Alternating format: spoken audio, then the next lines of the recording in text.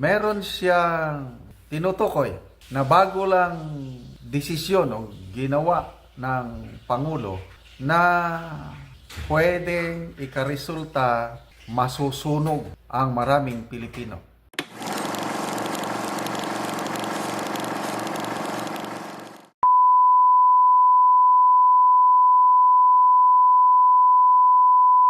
Pag-usapan natin ngayon ang pinakadelikadong desisyon o pinakamasaklap na ginawa ng Pangulong Marcos bilang presidente na lalagay ng matinding peligro sa mga kapwa nating Pilipino. Dito sa headlines ng Philippine Star ngayon, ang title, Chinese Defense Minister warns of limits to Beijing's restraint on South China Sea.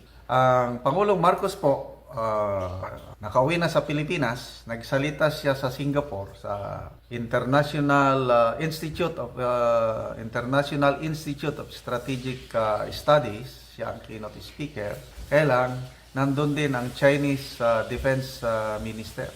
So, pinag-uusapan ang tension sa Asia Pacific region, lalo na sa South China Sea or West Philippine Sea. Nako, may matinding warning ang Chinese Defense Minister, si Defense Minister Dong Jones. Ito, sabi niya, China has maintained sufficient restraint in the face of rights infringement and provocation, but there are limits to this. Tapos dinagdagan pa niya ng one sentence lang na acting in this way will ultimately burn oneself. Meron siyang tinutukoy na bago lang desisyon o ginawa ng Pangulo na pwedeng ikaresulta masusunog ang maraming Pilipino. Ano po yun? Ito po yung desisyon ng Pangulo na payagan ang United States na i-deploy ang kanilang medium-range ballistic missile system sa Pilipinas. Ito ang ikinagagalit ng China ngayon at hindi lang China, pati ang Russia. Ang unang, April, nung ginawa yung latest balikatan, yun, first time in the history dito sa Asia na-deploy yung ganun na weapon system. Itong weapon system na ito pwedeng mag-fire ng mga ballistic missiles na ito sa range of 1,800 miles. Nandyan ngayon sa northern Luzon, pwedeng paputukin ng US yun in case na magkagera ang US and China dahil sa Taiwan. Kasi ang China palaging nagsasabi na it's just a matter of timing, China will invade Taiwan. Ang US naman, deeply committed na i-defend, tulungan niya ang Taiwan in case na atakihin ng China ang Taiwan. Dahil kahit balibaliktarin mo man ang mundo, ang Taiwan ay province talaga ng China. At may karapatan ng China na kunin niya ang kanyang renegade province at all cost. Itong US, ayaw. So, okay lang sana. Mag-away yung US-China over Taiwan na hindi tayo madadamay. Ngayon, damay na tayo. Dahil sa desisyon ng Pangulo na umalyado siya, dumikit na siya sa China, sa US, plus pinayagan pa yung pag-deploy ng mga, yung medium-range ballistic missile systems na ito. At nag-react ang unang nagreklamo ang Russia. Sabi, ang US purposefully escalating tensions in the region. Binabalik daw ng US yung kalagayan ng Cold War at binabalik ng US yung the world is on the brink of nuclear war. Okay, konting history. Noong 1961, muntik na nagka-nuclear war ang US at ang USSR. Anong dahilan? Ang US gusto niyang i-overthrow ang Cuba, yung administrasyon ni late President Fidel Castro. Mautak si Castro. Nakipag-secret negotiation sa USSR na tulungan niyo ako at I will be your servant. Pumayag ang USSR. Biglang nag-deploy ng USSR ng kanilang ballistic missile sa Cuba. Itinutok na sa US. Ang lapit na po ang Cuba, magkakapit, ano lang yan ilang oras lang na airplane, basta napakalapit ang Cuba at US. Na-deploy na ang warheads ng USSR katutok sa US. Naalarma ang US, nag-deploy din siya ng kanyang mga ballistic missiles towards Cuba, towards USSR at nagkagirian na muntik nang nagkaputukan. Ito, lately ko na lang nalaman, ito may YouTube na napanood ko. Ang USSR government noon, nagbigay na ng go signal sa kanilang submarine na nandyan sa Cuban waters na magpaputok na ng nuclear warhead. Kasi ang nasagap na balita ng USSR government, yung intelligence nila, ang US is ready to push the button. Kaya paunahan lang.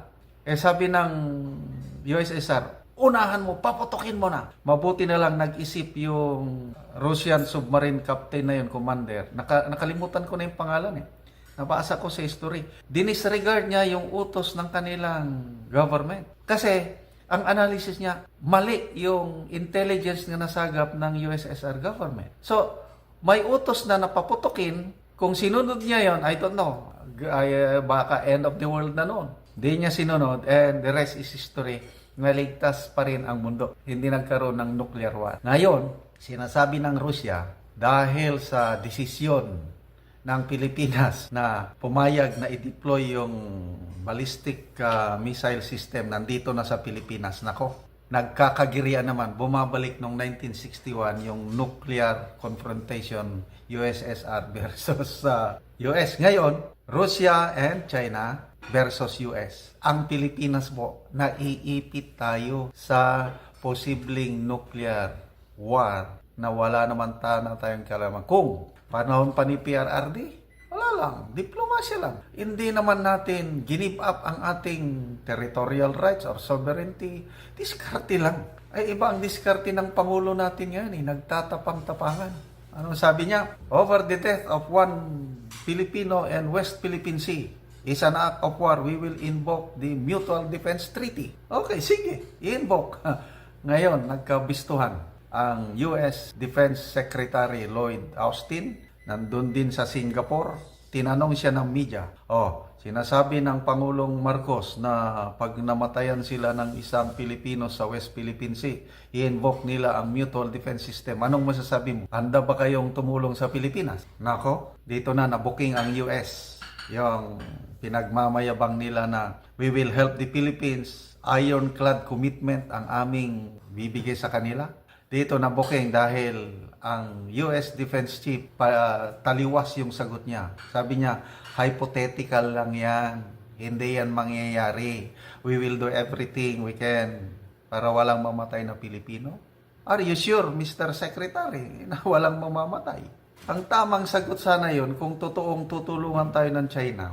Yes, pag may namatay na Pilipino, gera na kami, handa kaming gera. We will ask the US US Congress to declare war. Sinong mga mambabatas ang luko-luko na papasok sa gera laban sa dalawang superpower over the death of one Filipino? Ako, ayaw kong mamatayan tayo sa West Philippine Sea. Masakit yun. Lalaban tayo. Anong ilalaban natin sa China? Wala. Kaya dapat diplomasya lang muna.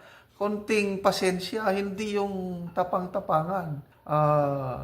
Hindi ako maniniwala na tutulungan tayo makikipagyera ang US sa atin kung may mamatay na Pilipino. Bibigyan lang tayo ng ayuda, kagaya ng Ukraine. Dagdagan, bigyan tayo ng billions of dollars. Anin mo yung billions of dollars na foreign military assistance kung namamatay na tayo. Di wala. So ito po, delikado po. Yung ballistic missile system na yon na dinala ng US nung balikatan, nandito pa rin sa Pilipinas. Hindi na nila binalik sa US. Kaya forever yon na magnet ng init ng ulo ng Russia at China sa atin. At kung hindi maiwasan, baka ito na ang World War III, nuclear war, tayo ang unang masusunog. So good luck po sa ating bansa.